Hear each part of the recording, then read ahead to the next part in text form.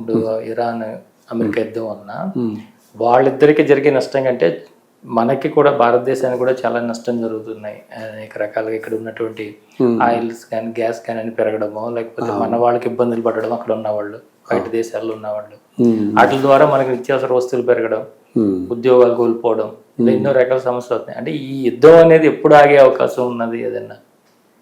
ఇది ఇట్లా అవుతూనే ఉంటుందమ్మా, ఇంకా కొంతకాలం పాటు అవుతూ ఉంటుంది. ఇది ఇప్పుడప్పుడే ఆగదు. ఇది ఇంకా ఇంకా దీంట్లో వేరే వేరే దేశాలు కూడా వచ్చి ఇన్వాల్వ్ అవుతారు.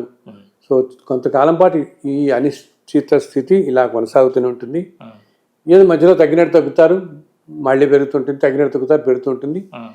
వేరే చోట్ల కూడా ఎన్నో చోట్ల ఇప్పుడు మనం యూరోప్లో అనేక చోట్ల కంట్రీస్లో చూస్తున్నాం. ఏంటి, వలసదారులు ఎక్కువైపోయి వాళ్ళంతా అలజడి సృష్టించడం, ఆ దేశాల్లోకి వెళ్ళిపోయి ఇలా అక్రమంగా వెళ్ళిపోయి ఇటువంటివి చాలా జరుగుతాయి ముందు కాలంలో. దానివల్ల ఇండియాలో ఎకానమీ మీద కొంత ప్రభావం పడినప్పటికీ భారతదేశం చాలా మటుకు చక్కగా ఉంటుంది. ఇప్పుడున్న ప్రస్తుతం మోడీ గారి నేతృత్వంలో ఈ ప్రభుత్వం బాగానే ఉంటుంది. ఇలా అలజడులకు చిన్న చిన్న ప్రయత్నాలు జరుగుతూ ఉంటాయి. కానీ చాలా ఈ భూమిని ఎప్పుడు మనం గుర్తుంచుకోవాలి. భారతదేశం ఈ భూమి ఎంత పవిత్రమైనది, ఎంత విశిష్టమైనది అంటే మనకే తెలుసు. ఇన్ని యుగాలుగా భగవంతుడు వచ్చిన అవతారాలన్నీ కూడా సంచరించిన ప్రదేశం ఇదే కదా, ఈ భూమి మీదే. కృష్ణుడైనా, రావుడైనా, పరశురాముడైనా, దత్తాత్రేయుడైనా, మనం చూసిన హనుమంతుడు, అన్ని రూపాలు ఈ నేల మీద సంచరించినవి. అందుకని ఇటువంటివన్నీ కూడా తాత్కాలికమైన ఆటుపోట్లు తప్పితే చివరికి ఈ జాతి, ఈ ధర్మమే నిలుస్తుంది. ఇదే ఉన్నతంగా పైకి వస్తుంది. ఇప్పుడు వచ్చే 3-4 సంవత్సరాలు ఎన్నో కష్టాలు వస్తాయి. మామూలుగా ఏంటంటే ఇలా రకరకాల దేశాల మధ్య యుద్ధాలు రావటం, అక్కడితో సరఫరాలు ఆగిపోవటం, దానివల్ల ఎఫెక్ట్ అవటం. ప్రకృతి ఇప్పుడు ఈ యుద్ధాలప్పుడు ఏం చేస్తున్నారు వాళ్ళు, విపరీతమైన మిసైల్స్ వాడటం కానీ, దీంతో ఏంటంటే నేచర్ అంతా కూడా డిస్టర్బ్ అయిపోతారు.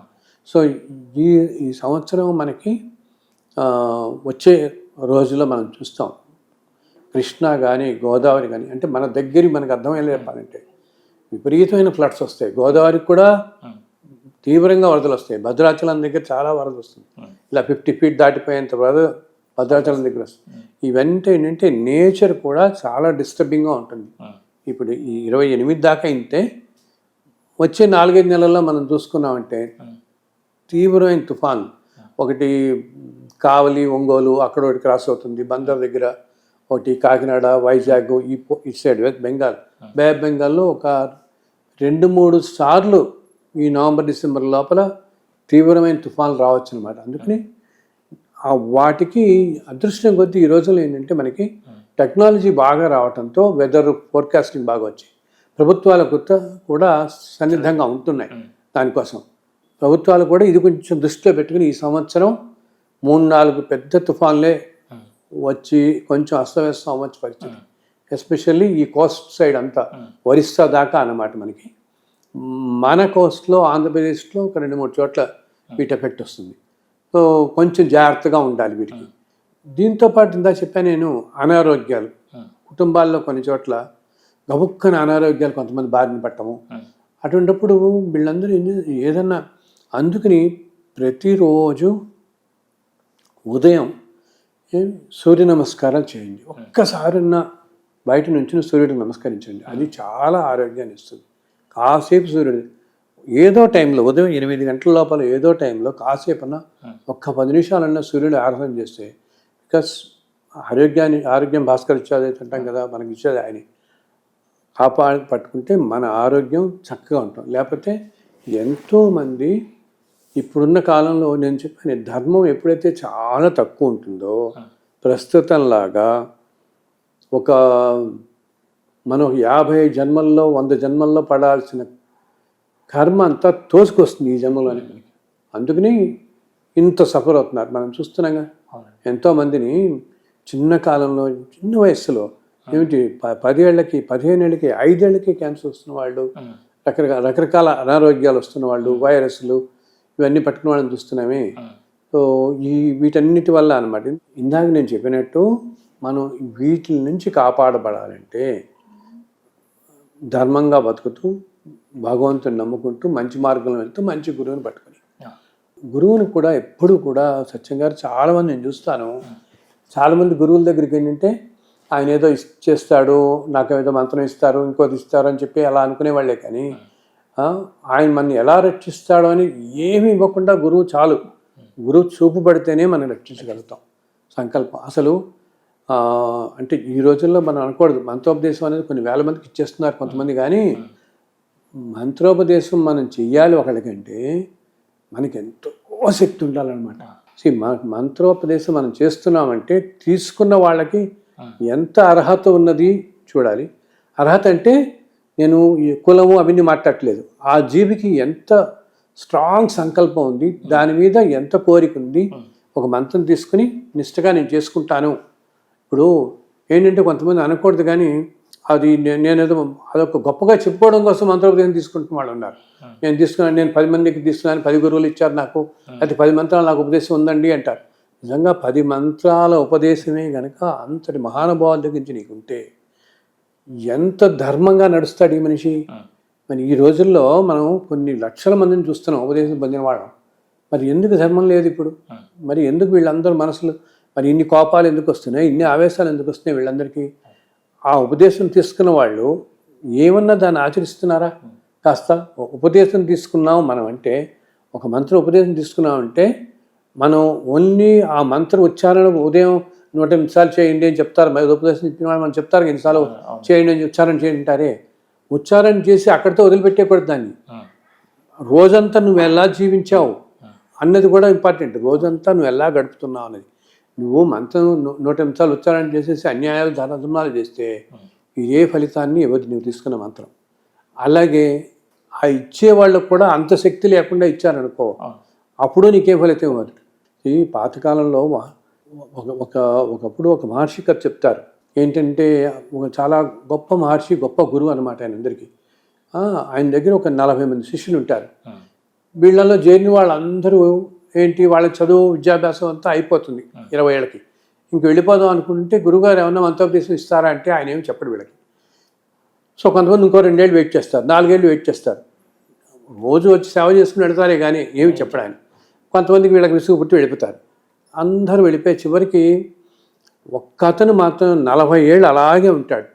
ఎంతో సమయం ఎంతో సేవిస్తూ వీళ్ళందరూ ఏంటంటే 4 ఏళ్ళు చూస్తారు, 8 ఏళ్ళు చూస్తారు, ఇంకా ఓపిక పట్టి ఇంకా లాభం లేదు అని వెళ్ళిపోతారు అన్నమాట.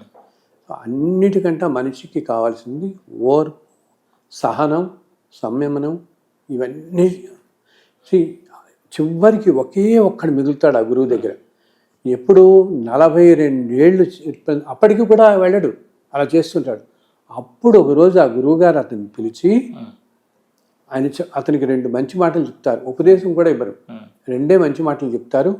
అక్కడితో ఏంటంటే అతనికి బ్రహ్మాండమైన ఊర్ధ్వలోక ప్రాప్తి కలుగుతుంది. అంతటి ఉన్నత స్థానాన్ని తీసుకెళ్తారు. మరి 40 ఏళ్ల పాటు ఏమి అడగలేదు కదా అతను, ఏమీ అడగలేదు. నాకు ఇది కావాలి గురువుగారు, అందరినీ మిమ్మల్ని సేవించుకుంటున్నాను అని అడగలేదు. సో గురువుల్ని సేవించుకునే వాళ్ళకి అంత సంయమనం ఉండాలి. ఇంకా గురువుకి ఏ కాలానికి మనకి ఏది ఇవ్వాలో తెలుసు. ఇప్పుడు గబుక్కుని మంత్రం మనకి ఇవ్వలేదు అంటే ఆ తీసుకునే శక్తి ఇంకా రాలేదు మనకి అనమాట. అంత శక్తి అది భరించే శక్తి కూడా ఉండాలి కదా.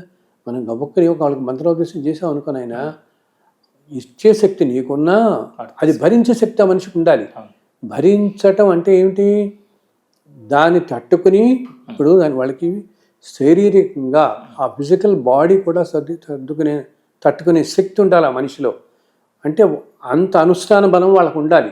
ఎన్నో జన్మల నుంచి అంత అనుష్ఠానం ఉండి అంత శక్తి ఉండి ఈ మంత్రాన్ని అంతగా ఉచ్చారణ చేస్తున్నప్పుడు ఆ శక్తి కూడా తీసుకునేది ఉండి అతని జీవన విధానం కూడా ధర్మంగా ఉంటే అప్పుడు నువ్వు ఇస్తే అతను పనిచేస్తుంది. లేదంటే మనం ఇచ్చేదాంతో ఆ మంచి అతలకుతలం అయిపోతాడు.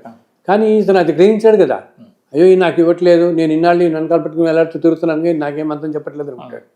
ఆయన నీకేం చేయాలో చేస్తూనే ఉన్నారు చెప్పకుండా. మంత్రోపదేశం ఇవ్వనంత మాత్రం నిన్ను కాపాడలేదని కాదు, ఎన్నో విధాలు కాపాడతాడు గురువు. గురువు ఏంటంటే ఉత్తమమైనగా ఉండే గురువు నీకు రోజు చెప్పడు, నేను ఈరోజు ఇక్కడ కాపాడాను, నేను ఇల్లు అక్కడ కాపాడిన ఆయన అని చెప్పడు. అది ఆయనకి అనవసరం. ఆయన వచ్చేదే లోక కళ్యాణం. లోకంలో అందరూ సమానమే ఆయనకి. ఆయన దగ్గరగా కూర్చున్న వాడు సమానమే, ఎక్కడో తమిళనాడులో ఉన్నవాడు ఒకడే. ఓకే, మంచి ధర్మాత్మలు ఎక్కడెక్కడెక్కడున్నారో ప్రతి క్షణం వీళ్ళకి తెలుస్తూనే ఉంటుంది. అందరూ నుంచి కాపాడుకుంటూ వెళ్తాడు, చెప్పడు. కానీ మనం సంయమనం కోప్పకూడదు. అటువంటి గురువుల దగ్గర మనకు అదృష్టం కొద్ది మనకు దొరికితే మనం కంగారు పడిపోయి మీరేం నాకు ఇవ్వట్లేదు, మీరే నాకు చెప్పట్లేదు, నా సంగతి చూడట్లేదు, అలా మనం అస్సలు సంయమనం కోల్పోయి, ఇందాక చెప్పాను మీకు 42 ఏళ్ళు ఏకంగా అలా వెయిట్ చేస్తూ ఏమీ చేయలేదు ఆ పిల్లడు. మిగతా వాళ్ళందరూ మధ్య మధ్యలో ఇంకేమిటి గురుమారు మమ్మల్ని అనుగ్రహించలేదు అనుకుంటూ వెళ్ళిపోయారు. కానీ 42 వచ్చినా అతను అప్పటికేం అడగలే. రోజు నిత్యం తన దేవత అర్చన అనుష్ఠానం చేసుకురావటం, అక్కడ అధిష్టానం చేయటం, వచ్చి అక్కడ కూర్చోవడం, ధ్యానం చేసుకోవడం, గురువుగారికి కావాల్సిన చూడటం, అలా చేయటం. ఎవరికైనా కొత్త పిల్లలు వాళ్ళకి వస్తే వాళ్ళకి నాకు చెప్పటం, వేదం చెప్పటం, నాకు చెప్పుకోవటం, ఇట్లా చేసి గురుగారు చెప్పుకుంటూ చేసుకునేవాడు. ఇలా వెళుతూ ఉంటే ఆయన ఎంతటి ఉత్కృష్టమైన అనుగ్రహించాడు. ఏకంగా ఊర్ధ్వలోక ప్రాప్తినే నీకు ఇచ్చాడు అంటే ఎంత అదృష్టం కదా. మరి అంటే ఏంటనమాట, మనం చేసే అవసరం లేకుండా తానే ఏమీ లేకుండా తీసుకెళ్ళారు, ఏమీ లేకుండా. సో గురువు ఏంటంటే మనం సంయమనంతో ఉంటే ఆ గురువులు మనని అంతటి స్థాయికి తీసుకెళ్తారు, అంతటి ఉత్తమగతులు అన్నిటికీ తీసుకెళ్తారు. మనం కంగారు పడిపోక్కర్లేదు మనం అనమాట. వాళ్ళకి తెలుసు వాళ్ళు ఎప్పుడు తీసుకెళ్లాలో. అయితే ఏంటంటే ఆ శక్తి కూడా ఇమ్మని మళ్ళీ భగవంతుని ఆయనే కోరుకోవాలి మనం.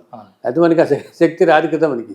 మన మధ్యలో ఏదో టెంప్టేషన్స్లో పడిపోయి మనకి ఇది అదేంటా ఎప్పుడు కాపాడుతూనే ఉంటారు అనే శక్తి అది గ్రహించి గట్టిగా ఉంటే ఖచ్చితంగా వాళ్ళు ప్రత్యక్షంగా మాటల పూర్వకంతో చెప్తూ ఉండకపోవచ్చు నిత్యం, కానీ ధర్మంగా ఉండే వాళ్ళని ఎప్పుడు వాళ్ళు రక్షిస్తూ ఉంటారు, తప్పకుండా రక్షిస్తూ ఉంటారు వాళ్ళు.